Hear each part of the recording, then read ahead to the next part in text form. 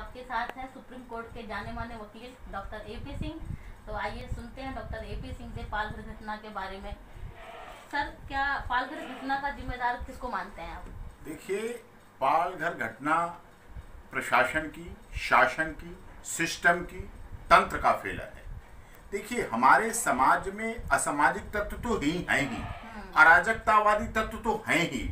एक धर्म के दूसरे धर्म के खिलाफ लड़ाने विध्वंस करने वाले आताताई तो हैं ही, वो यदा कदा से हमारे समाज में रहे हैं।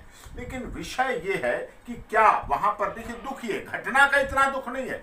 दुख सबसे ज्यादा इस देश और दुनिया की जनता को ये है कि वो संत थे, एक तो 70 साल के, एक 35 साल से ऊपर के संत थे, और वो संत वहां पर जो पुलिस अधिकारी वर्दी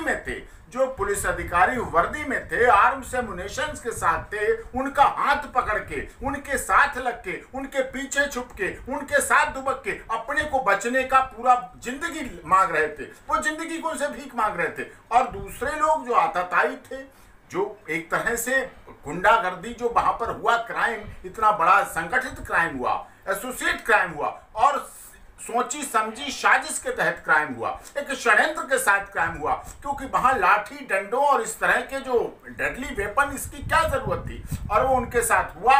और भगवा वस्त्रधारी साधु जो भगवा वस्त्र पहने हुए हैं, आप जो 70 साल से उम्र का, क्योंकि जो मारने वाले थे, जो अपराधी थे, उनकी उम्र देखिए, सब युवावस्था में थे, और सब पूरा एकदम टूट पड़े उस पर लाठी। कैसे टूट सकते हैं एक भगवा वस्त्र, एक बुजुर्ग व्यक्ति पर, जो एक असहाय है, निहत्था है, जो खुद वहां निसहाय है, 2 लोग हैं, उन पर कैसे टूट सकते हैं? वो क्या प्लान था, वो क्या साजिश थी, वो क्या षड्यंत्र था, वो अंतर्मन से कैसे हो गया मुंबई जैसे महानगर में? और फिर ऐसा हुआ, फिर उसके बाद वहां मार दिया गया। और पुलिस अधिकारी अपने शस्त्रों का प्रयोग किस लिए दिए गए हैं? ये हथियार ये उनके नहीं है बपौती, ये इस देश की जनता के हैं, इस देश के 123 करोड़ लोगों के हैं। उनकी मेहनत से तनख्वाह उन्हें मिलती है, देश की रक्षा की वजह से मिलती है, लॉ एंड ऑर्डर मेंटेन करने के लिए उन्हें मिलती है। तो ये किस तरह से हुआ? और वहां घटना को अंजाम दिया गया, और लॉकडाउन का पालन कर रहे थे। जो मृतक हैं वो तो लॉकडाउन का संत तो पालन कर रहे थे और अपने गुरु के अंतिम संस्कार में भाग लेने जा रहे, लेकिन वहां पर जो 200 से 500 लोग इकट्ठे थे, वो किस लिए इकट्ठे थे, वो क्यों इकट्ठे थे, वो किस लिए लॉकडाउन था? जब गृह मंत्रालय कर रहा है, कह रहा है, हमारे देश के प्रधानमंत्री कह रहे हैं लॉकडाउन है, जब महाराष्ट्र के मुख्यमंत्री कह रहे हैं 30 अप्रैल तक लॉकडाउन है, जब डिक्लेयर कर रहे हैं, तो फिर किस लिए था? जब ये सब कुछ है और हो रहा है, तो ये कौन कानून को तोड़ रहा था, क्यों कानून को तोड़ रहा था, किस लिए कानून को तोड़ रहे थे?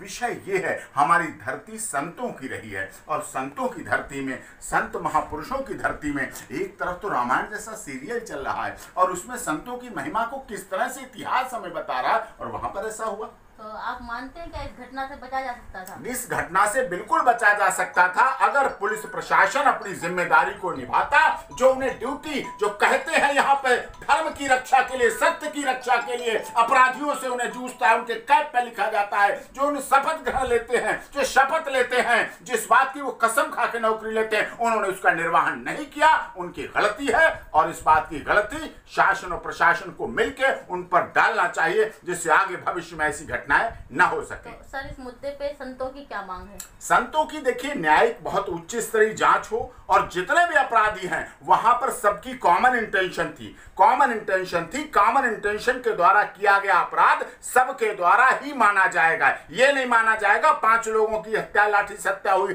डंडे से नहीं। जब सब इकट्ठे थे, अगर उनमें से कोई एक बचाने का प्रयास करता, तो हम उसकी इंटेंशन नहीं मांगते। अगर उसका हाथ टूटा होता, अगर उसके भी सिर में चोट आई होती, अगर उसके भी कंधे पे चोट आई होती, तो मैं मानता उसका रोल नहीं था। सबका बराबर रोल है, सब बराबर अपराधी हैं, सब कॉमन इंटेंशन है। इसकी न्यायिक जांच हो, दंड मिले, सजा मिले।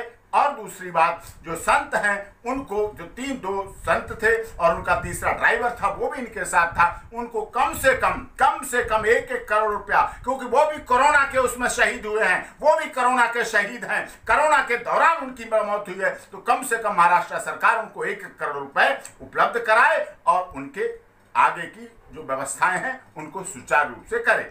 तो क्या लगता है आपको महाराष्ट्र में राष्ट्रपति शासन लागू होगा? देखिए, जैसा लॉ एंड ऑर्डर वहां डिस्टर्ब हुआ, कोरोना के लिए कोई भी हुआ, पिछली बार आपने देखा मुंबई में स्टेशन पे हजारों लोग इकट्ठे हो गए।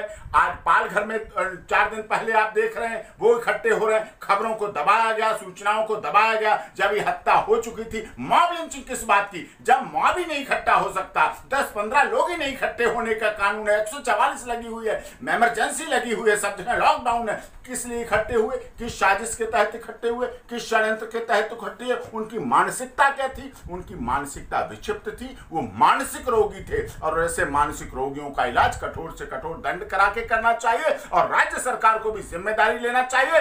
देश के गृह मंत्री माननीय अमित शाह जी हैं, बहुत सशक्त गृह मंत्री हैं, उन्हें इस पर तुरंत एक्शन लेके वहां कार्य करना चाहिए। और देश के महामहिम राष्ट्रपति जी, देखिए, हमारा देश का राष्ट्रपति बहुत पावरफुल है।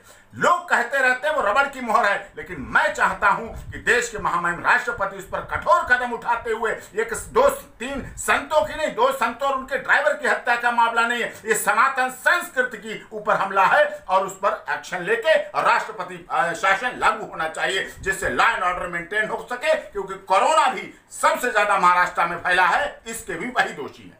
हमारे साथ थे सुप्रीम कोर्ट के जाने माने वकील डॉक्टर AP सिंह, जिनसे हमने पालघर के मुद्दे पर उनके विचार लिए। Thank you sir.